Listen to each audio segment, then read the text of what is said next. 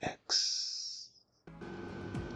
Hello everyone, welcome back to another quick tip tutorial with X. Today we're going to demonstrate how to display our door and window in Archicad much more realistic and detailed.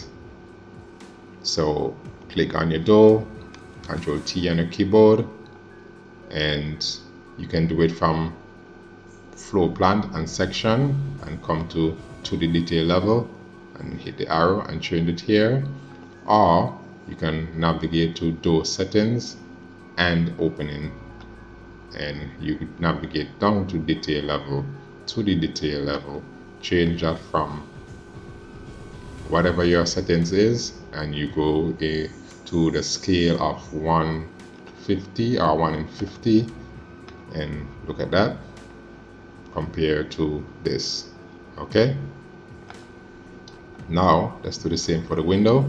You click on the window, hit Ctrl T on your keyboard, and you can hit this little arrow here, go to window settings and opening, and detail level, 2D detail level, click on that, change it to 1 in 50 or 1 to 50.